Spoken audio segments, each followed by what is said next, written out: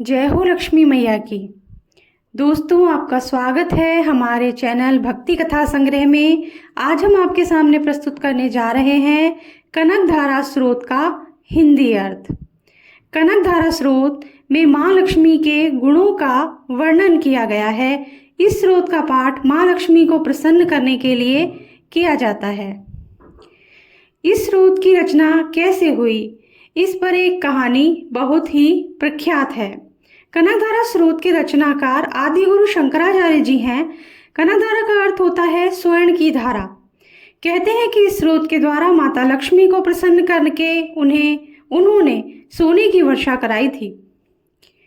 इस स्रोत का नित्य पाठ करने वाले को माँ लक्ष्मी जी की प्रसन्नता प्राप्त होती है और बहुत ही अद्भुत और चमत्कारी लाभ होता है। सिद्ध मंत्र होने के कारण कनकधारा स्रोत का पाठ शीघ्र फल देने वाला और दरिद्रता का नाश करने वाला है। शुक्रवार के दिन कनकधारा स्रोत का जाप करने का विशेष महत्व है। इस दिन कनकधारा स्रोत का 11 बार पाठ करने से माता लक्ष्मी उसके जीवन में सभी परेशानियों को हटाकर सुख संपदा प्रदान करती हैं। इसीलिए शुक्रवार के दिन कनकधारा स्रोत अवश्य करना चाहिए।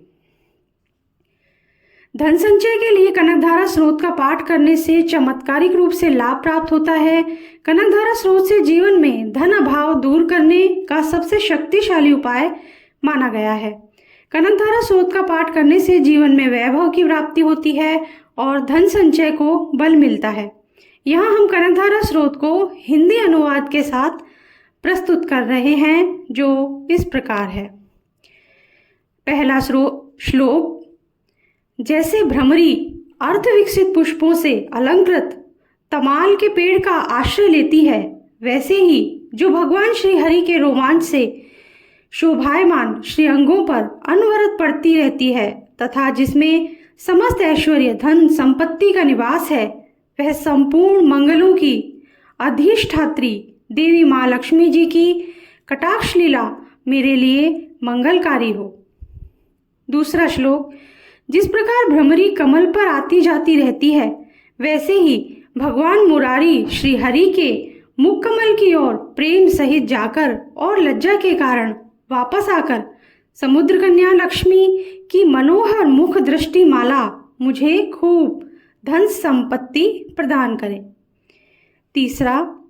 जो संपूर्ण देवताओं के स्वामी इंद्र के पद का वैभव विलास देने में समर्थ हैं, मधुहंता श्री हरि को भी आप अत्यंत प्रिय हो तथा नीलकमल जिसका सहोदर है अर्थात भाई है, ऐसी लक्ष्मी अर्ध खुले हुए नेत्रों की दृष्टि क्षण भर के लिए मुझ पर अवश्य पड़े।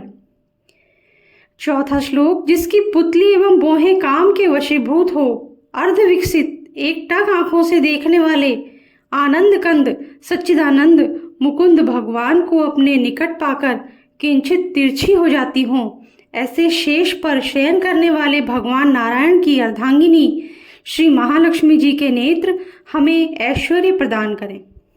पांचवा श्लोक।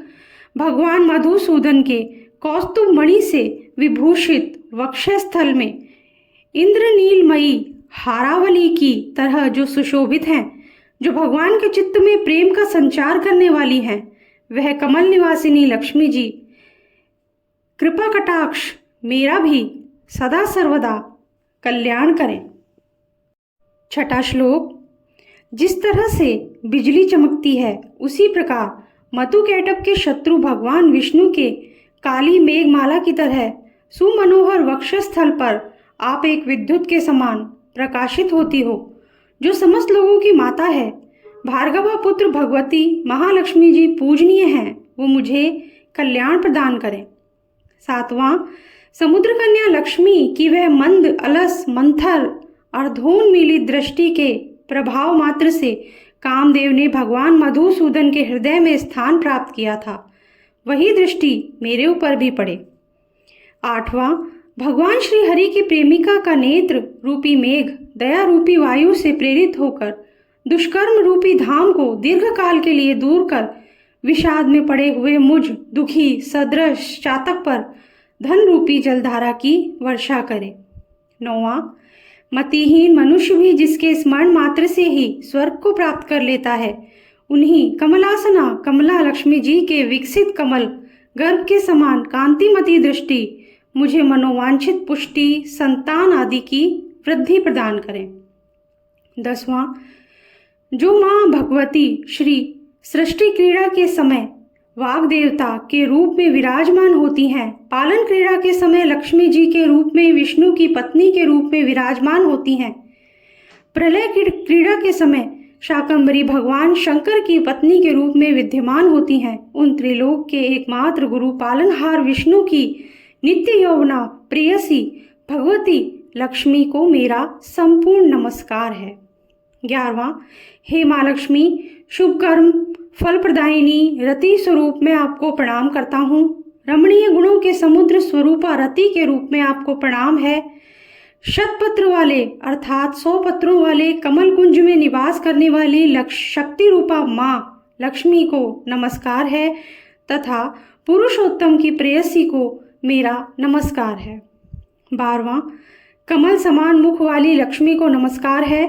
क्षीर समुद्र में उत्पन्न होने वाली समुद्र तनया रमा को नमस्कार है।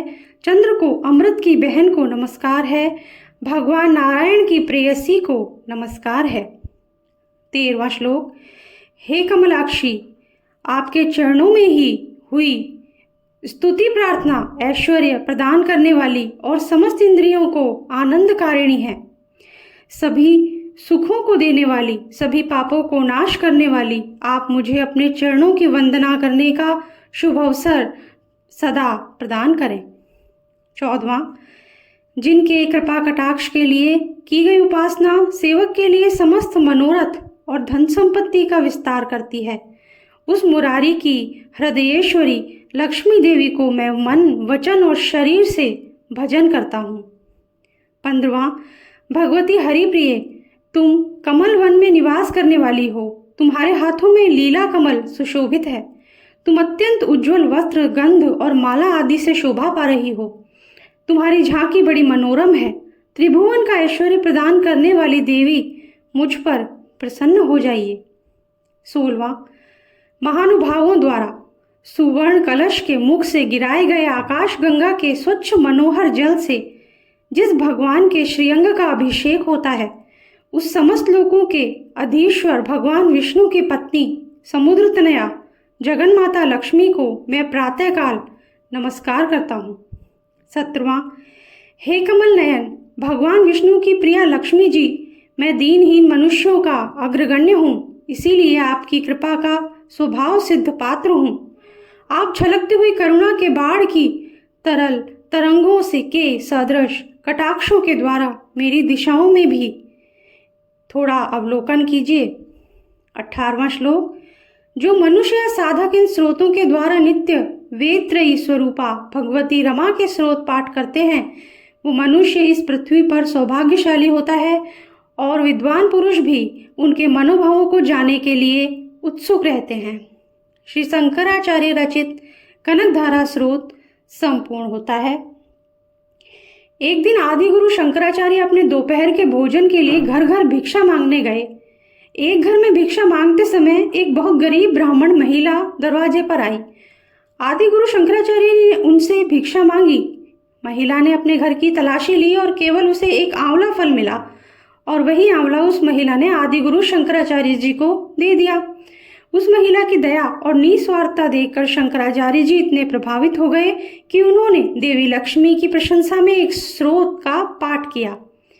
उस पाठ से माँ लक्ष्मी प्रसन्न होकर आदि गुरु शंकराचार्य जी के सामने ही प्रकट हुई और आदि गुरु शंकराचार्य जी ने उस गरीब ब्राह्मण महिला को धनी बनाने की कृपा माँ से करी और माँ लक्ष्मी ने उस गरीब ब्राह्मण महिला को धनी बना दिया। तो यही थी माँ लक्ष्मी की कहानी, माँ लक्ष्मी का स्रोत जो हमने आपको सुनाया।